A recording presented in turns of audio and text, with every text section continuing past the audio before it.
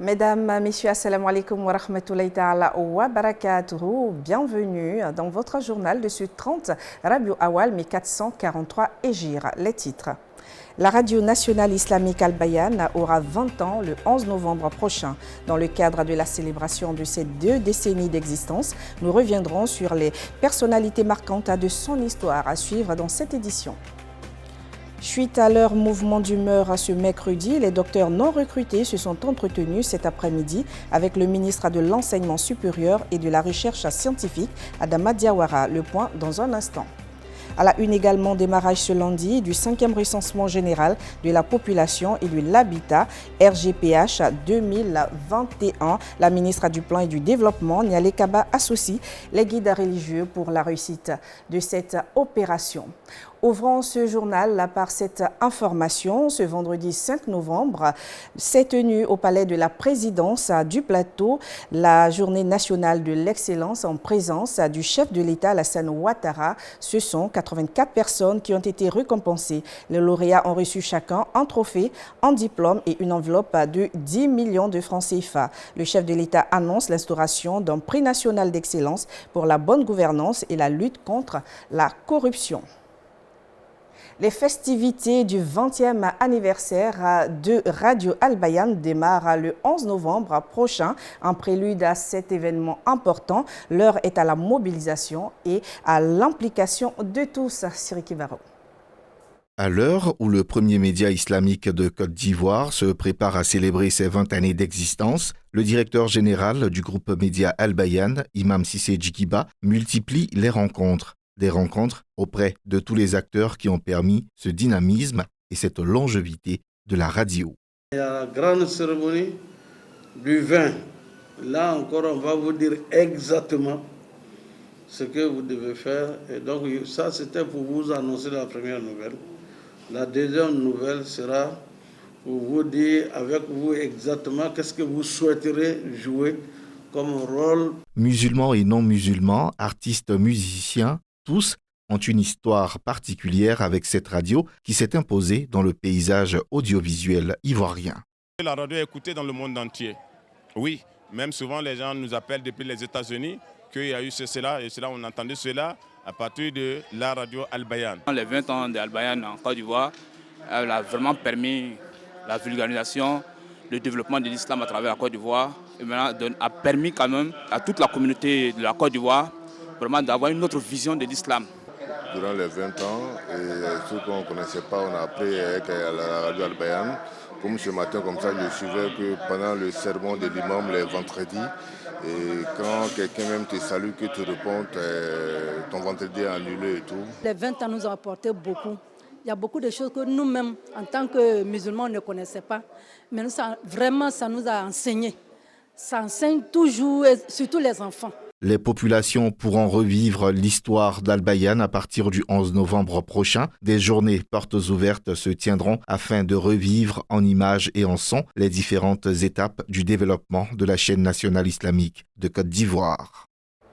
Action sociale, la plateforme internationale musulmane pour l'éducation et la formation professionnelle des femmes et des personnes vivant avec un handicap, a organisé une cérémonie dénommée Week-end de joie pour les orphelins. C'était les 30 et 31 octobre dernier dans le district d'Abidjan. Le reportage d'Aldjouma Bokoum est commenté par Abdelaziz Diallo. Tout a commencé samedi par une sortie récréative avec plus de 150 enfants orphelins en zone 4 dans la commune de Marcory, suivi le dimanche à la Maison de la Presse au Plateau par une conférence sur l'importance et les mérites de la prise en charge des orphelins en islam. Les enfants qui sont perdus leurs parents, ils ont besoin de quelqu'un qui va le mettre dans un endroit où ils vont s'amuser pour être heureux à la place de leurs parents.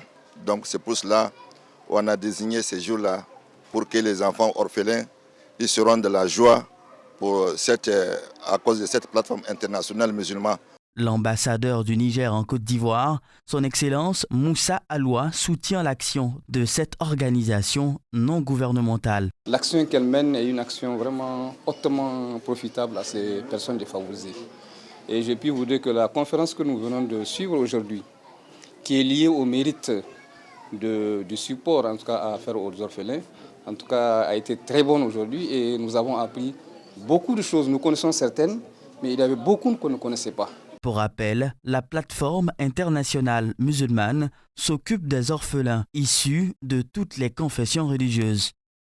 Le ministre de l'Enseignement supérieur et de la Recherche scientifique Adama Diawara a rencontré ce vendredi le collectif des docteurs non recrutés. C'était à son cabinet, situé à la cité administrative au Plateau. Une rencontre qui intervient suite à des manifestations des nouveaux docteurs pour leur intégration à la fonction publique. Suivant le compte-rendu de Kanaté Kassoum.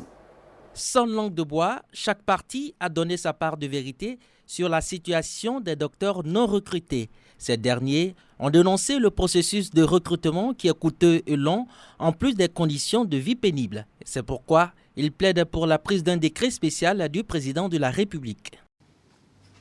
On est arrivé aussi aujourd'hui dans une situation extrêmement difficile. Il y a longtemps que ça dit, mais pourquoi c'est maintenant que le temps monte? Parce qu'on est fatigué. On est fatigué. On nous fatigue à l'intérieur de nos universités. On nous fatigue à l'extérieur. Toute cette plaidoirie pourrait se résumer en cette seule phrase. Le souhait de la signature d'un décret présidentiel allégeant les procédures administratives et réduisant les coûts du recrutement des docteurs. Répondant à ces préoccupations, le ministre de l'Enseignement supérieur et de la Recherche scientifique a tenu à faire des précisions. Selon lui, la situation concerne 1593 docteurs au lieu de 3000. Il a attiré l'attention des manifestants sur les contraintes budgétaires de l'État avant d'annoncer les couleurs. Mettez balle à terre, ce n'est pas la peine d'aller vilipender le ministère, le ministre. Parce que le ministre, on peut changer de ministre 100 fois. Mais si les contraintes budgétaires sont là, quel que soit le ministre qui sera là, il ne va pas faire des miracles. Par contre, si on s'entend et que je sens en vous des attitudes constructives, vous avez fait des propositions tout à fait fondées, par exemple sur le processus de recrutement, vous voyez comment j'ai réagi. Sur la retraite, vous avez vu comment j'ai réagi. Quand on fait des propositions qui sont tout à fait fondées, en ce moment, on essaie de voir comment on peut les défendre en haut lieu. C'est aussi simple que ça. Voilà, ça c'est de 1. De 2, je l'ai dit tout à l'heure, vous avez 450 postes qui seront ouverts bientôt. Allez vous apprêter, préparez-vous, de telle sorte que quand on va ouvrir ces postes-là, vous avez beaucoup plus de chances d'être admis. Après ces discussions, Adama Diawara a promis d'engager la réforme dans les meilleurs délais afin de redorer le blason de l'enseignement supérieur en Côte d'Ivoire.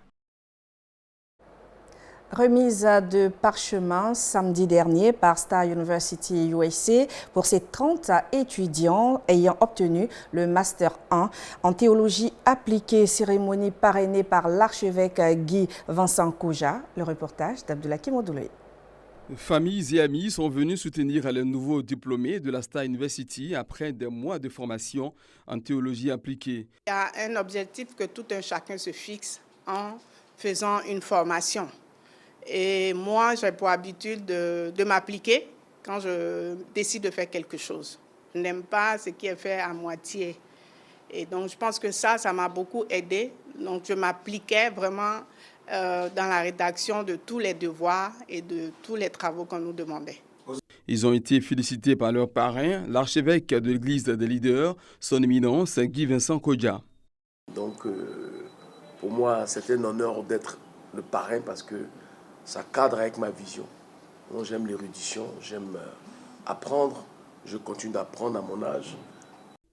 Cette université forme dans plusieurs domaines, dont le journalisme, le cinéma, le business administration et la théologie. La Star University USA est dirigée par Dr Dionedor Kemdem, qui est chancelier pour l'Afrique de l'Ouest.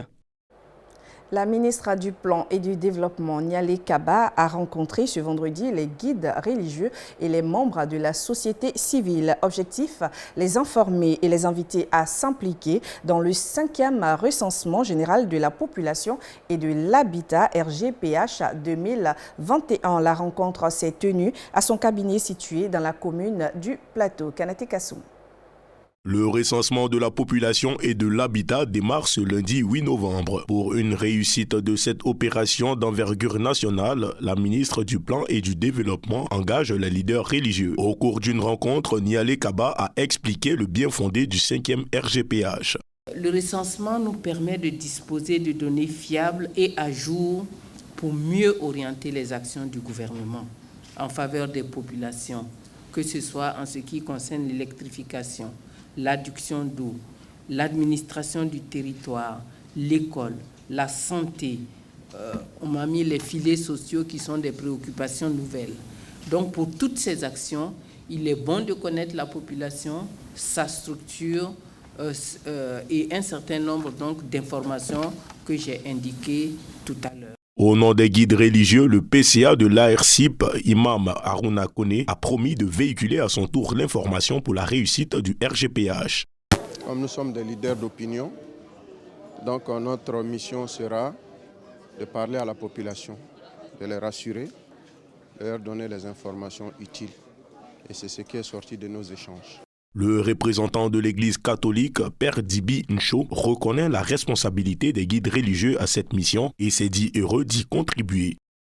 Nous sommes permanemment en contact avec la population à travers nos différents fidèles.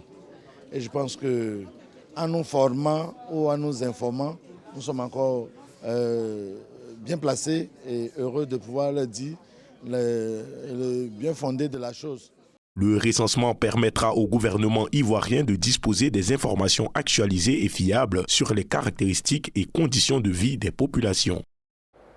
La direction à présent, c'est la région du Kabadougou où s'est tenue le vendredi 29 octobre dernier à Odiéné la 4e session ordinaire du Conseil régional. Cette rencontre a été marquée par des échanges sur l'adoption du budget primitif et l'observation de l'évolution des travaux en cours de réalisation. Le reportage de Diomandé Bouaké et Sissi Daouda Lachik. Cette session ordinaire a été l'occasion pour le Conseil régional du Kabadougou de passer en revue différentes thématiques se rapportant à l'adoption du budget primitif qui s'équilibre en recettes et en dépenses et au calendrier des travaux afin de faire le point des forces et faiblesses de son planning. J'ai été marqué par les échanges francs qui ont émaillé cette session. C'est pourquoi je voulais saluer les conseils régionaux et je les encourage à le faire ainsi. En marge de cette assise, des actions sociales ont été menées en faveur des couches sociales dont l'ensemble a été couronné par la remise des clés d'une ambulance au CHR de la ville de Lengoo dans le département de Séguélon. Nous avons primé les élèves, primé les associations sportives, les handicapés, les potières, les artisans et pour couronner tout cela, une ambulance donnée à un centre de santé. Le Conseil régional du Kabadougou travaille d'arrache-pied pour la réduction de la pauvreté par l'amélioration du niveau de vie à travers la mise en œuvre de projets de développement des services sociaux de base. C'est la fin de ce journal. Merci de votre aimable attention. Retrouvez ce journal sur notre page Facebook et sur la chaîne YouTube. Bonne soirée sur votre chaîne. Wassalamu alaikum wa rahmatullahi ta'ala wa barakatuh.